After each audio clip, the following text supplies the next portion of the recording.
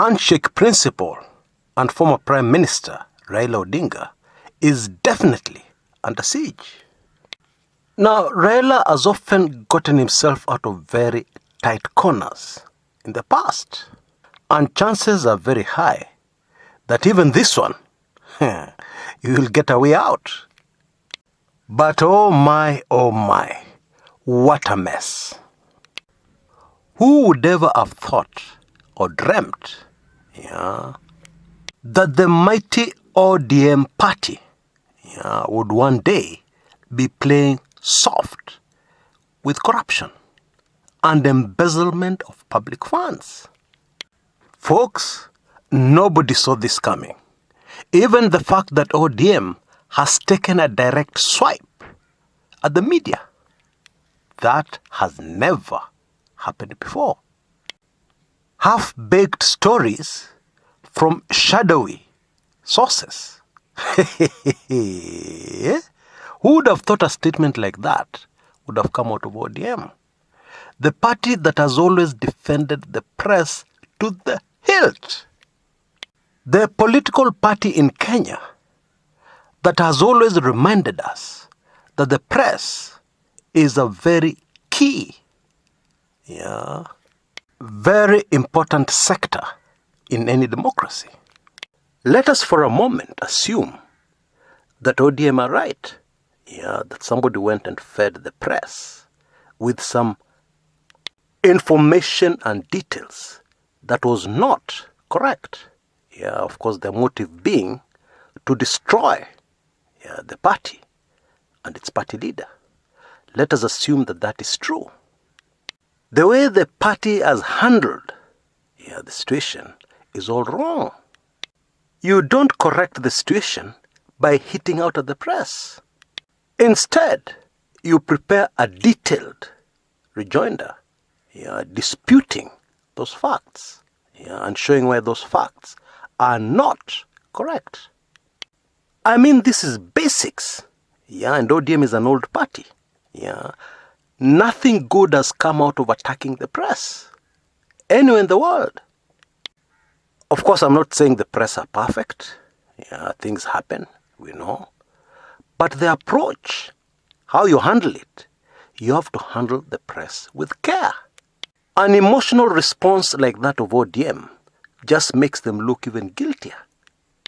More so because there are some facts that are very obvious now to members of the public in Kenya. For example, we knew very early on that there was something fishy going on with these COVID funds. 4 million for chai and mandazis. Every government office in the country has a kitchen, and they serve tea in offices. And so spending 4 million on chai and mandazis just doesn't make sense. Even the cost of ambulances had a very big question mark on it. So right from the word go, we knew that something fishy was going on. And then we started hearing complaints that people are not receiving food. Because we were told, go home, stay at home. In a tiny country not too far away from Kenya called Rwanda, there was very efficient distribution of food. And it doesn't take a rocket scientist to realize that that country received funds and put those funds to the use those funds were meant for. But in Kenya, children went to bed hungry. And that's not all. The NTV investigative report into COVID millionaires was not half-baked. In the TV report, we saw various people being interviewed. You can cook a story in a corner somewhere and print it, and nobody will know what's happening.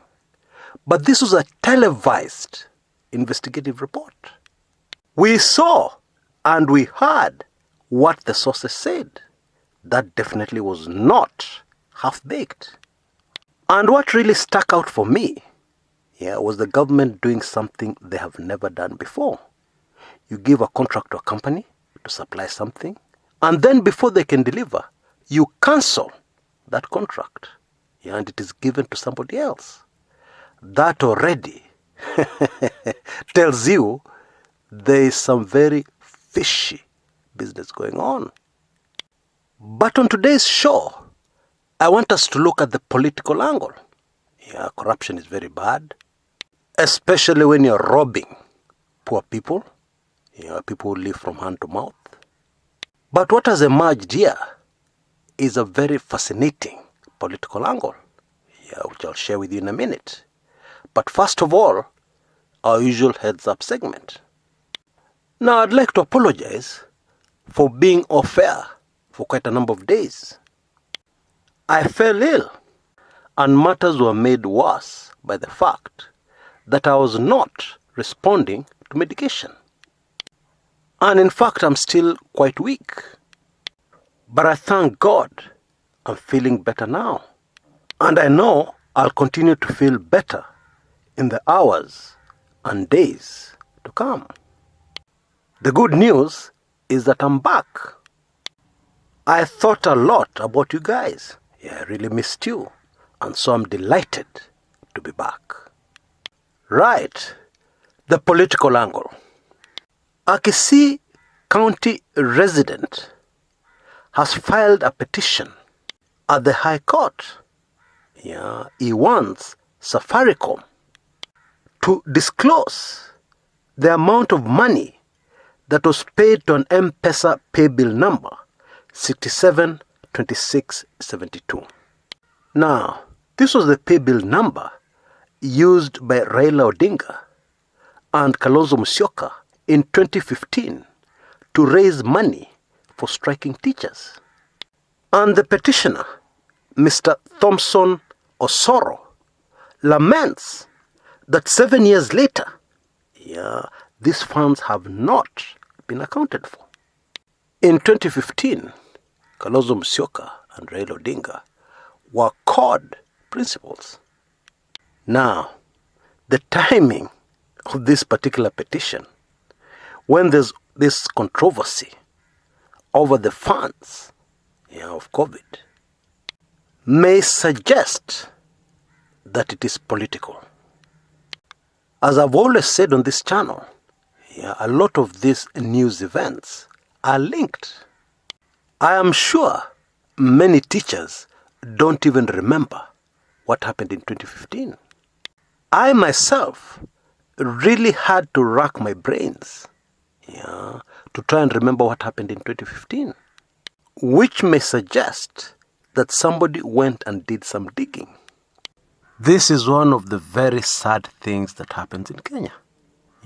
Corruption happens somewhere, and then it is turned political. So that at the end of the day, the facts of the case will not be important. What will be important is who is fighting against who wants to finish who. And yet, funds have been stolen.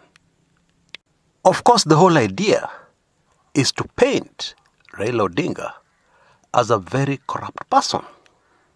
Well, what should happen is that everything should zero in on the people who registered companies to get huge contracts from this COVID Manenos.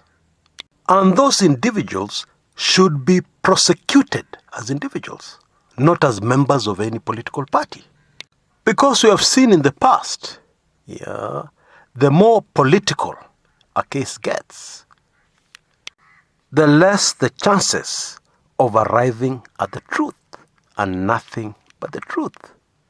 Now, the latest is that the Public Accounts Committee at the National Assembly has given the Auditor General, actually our new Auditor General, Nancy Gathungu, 60 days to conduct a forensic audit of the expenditure of 236 billion of these COVID funds. which came from organizations like the IMF and the World Bank, amongst others. I have chosen to remain optimistic that something concrete will come out of this forensic audit. Who was paid what, for the delivery of what, names of those companies and the directors, etc., etc. Even as I remain optimistic, the fact is, the people who steal public funds are very smart people. They usually cover their tracks carefully. It is one thing to suspect somebody of having done something, but it's quite another to gather enough evidence to prosecute that person. And so, while Kenyans may get very angry about people who made a lot of money, as the rest of us suffered, it is highly unlikely that a good number will be successfully prosecuted in a court of law. But one thing I can tell you for sure, this business is not going to end well. People have lost livelihoods. Kenyans find it difficult to put food on the table. And then you go and take the funds that was supposed to help them mitigate the circumstances. And you get rich on those funds. Surely, the cries of all those hungry babies will reach Almighty God in heaven. And whatever happens, if you stole, things will not be good for you. Things will never be the same for you. And that's why I'm optimistic. I'm not optimistic because of the way the country handles these cases. No. I'm optimistic because of the spiritual angle. Now, there's been a very fascinating back and forth between Raila and Ruto over this COVID funds scandal. And it has been brutal. Ruto has pinned down Raila for saying that there was nothing wrong with newly registered companies receiving contracts worth billions. And at one point, ODM have responded by saying that there's only one name in Kenya that comes up when it comes to stealing massive amounts of public funds. This is obviously a bare-knuckled political duel. And of course, one of the things it's doing is removing attention, diverting attention from the crime. And the crime is funds were definitely stolen in the most inhuman manner. And that is why I repeat it again. This thing, trust me, will not end well. Until next time, this is Chris Kumekucha.